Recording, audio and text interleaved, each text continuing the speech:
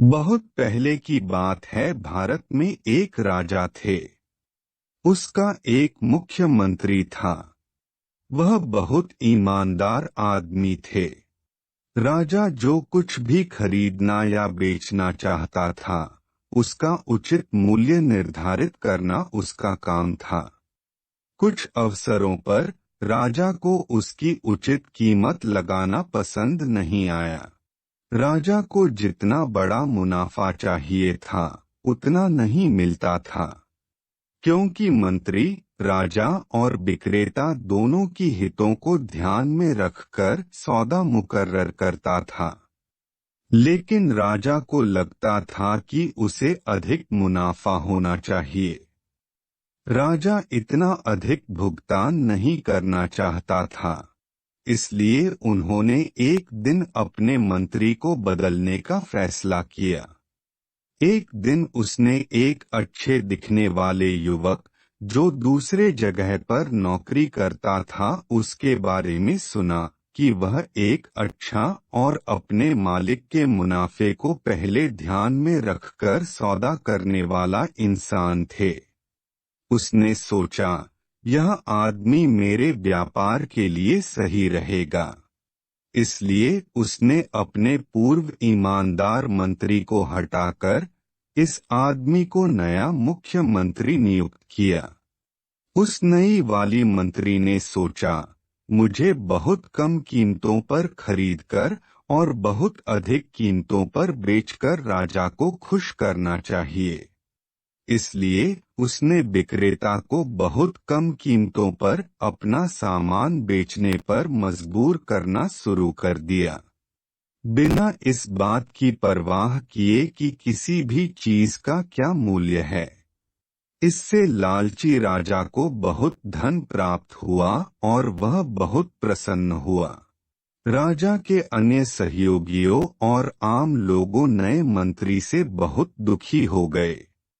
एक दिन घोड़ों का एक व्यापारी 500 घोड़ों के साथ बनारस में बेचने आया। वहाँ घोड़े, घोड़ी और बछड़े थे। राजा ने व्यापारी को अपने महल में आमंत्रित किया और अपने मंत्री को सभी 500 घोड़ों की कीमत निर्धारित करने के लिए कहा।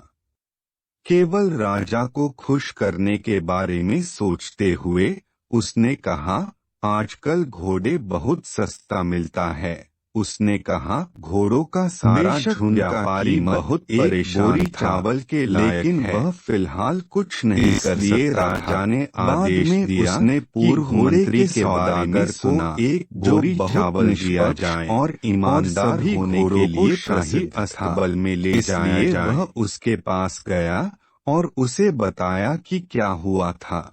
वह राजा से न्याय चाहता था और अपने सभी घोड़ों की उचित मूल्य प्राप्त करना चाहता था। पूर्व मंत्री ने कहा, यदि आप मेरे कहे अनुसार करते हैं तो राजा घोड़ों के सही मूल्य के प्रति आश्वस्त हो जाएगा। उस पूर्व मंत्री ने कहा, आप मंत्री के पास वापस जाएं और उसे एक मूल्यवान उपहार देकर संतुष्ट करें। राजा की उपस्थिति में उसे एक बोरी चावल का मूल्य बताने के लिए कहें। अगर वह राजी हो तो आकर मुझे बताओ, मैं तुम्हारे साथ राजा के पास चलूंगा। इस सलाह के बाद व्यापारी उस मंत्री के पास गया और उसे एक बहुमूल्य उपहार दिया। उपहार ने उसे बहुत खुश किया, जिससे उसने घोड़े के सौदागर को खुश करने की सोची। तब व्यापारी ने उससे कहा, मैं आपके पिछले मूल्यांकन से बहुत खुश था। क्या आप राजा को एक बोरी चावल के मूल्य के बारे में समझा सकते हैं? मूर्ख मंत्री ने कहा, क्यों नहीं, मैं एक बोरी चावल, यहाँ तक कि राजा की उपस्थिति की भी कीमत बताऊंगा। उस मंत्री ने व्यापारी के साथ राजा का एक और बैठक की व्यवस्था की। व्यापारी ने पुराने मंत्री को वापस सूचना दी और वे राजा के पास एक साथ गए। राजा के सभी मंत्री और उसका पूरा दरबार शाही सभा भवन में था। घोड़े के व्यापारी ने कहा, महाराज, मैं समझता हूँ कि आपके इस देश में मेरे 500 घोड़ों का पूरा झुंड एक बोरी चावल के बराबर है। इससे पहले कि मैं घर जाऊं, मैं आपके देश में एक बोरी चावल का मूल्य जानना चाहता हूँ। राजा अपने वफादार मंत्री की ओर मुड़ा और बोला, एक बोरी चावल का क्या मूल्य है?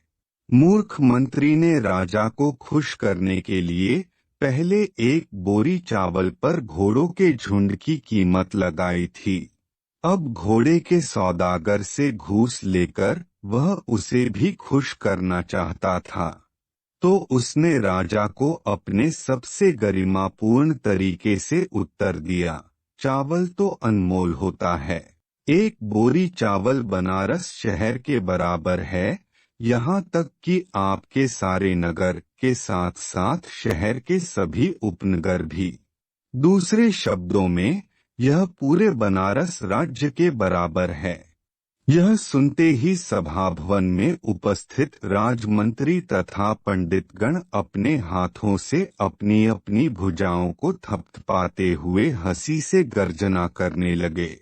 जब वे थोड़े शांत हुए तो पूर्व मंत्री जो उस व्यापारी के साथ वह आया था, उसने कहा, पहले तो हमने सुना था कि राज्य अनमोल है, अब हम सुनते हैं कि सारा बनारस, उसके महलों और हवेलियों केवल एक बोरी चावल के बराबर है। मंत्री का फैसला कितना अजीब है। महाराज को ऐसा आदमी कहाँ से मिला? वह केवल चापलूसी करने में महान है। राजा को प्रसन्न करने के लिए अच्छा है, न कि दूसरों के लिए। एक व्यापारी के उचित मूल्य देने के लिए जो अपने घोड़ों को एक देश से दूसरे देश में बेचता है। पूरे दरबार की हंसी और अपने मंत्रियों और सलाहकारों के शब्दों को सुनकर राजा लज्जित हो गया। इसलिए वह अपने पूर्व ईमानदार मंत्री को अपने आधिकारिक पद पर वापस ले आया और वह घोड़ों के झुंड के लिए एक नए उचित मूल्य के लिए सहमत हो गया। उस घोड़े के व्यापारी को उसके घोड़ों की उचित मूल्य मिला और इसके अलावा 100 स्वर्ण मुद्रा उसके हर्जाना के तौर पर देने का फैसला भी हुआ, जैसा कि ईमानदार मंत्री द्वारा निर्धारित किया गया था। सबक सीखने के बाद राजा और उसका राज्य उस ईमानदार मंत्री के साथ न्यायपूर्ण और समृद्ध रहे।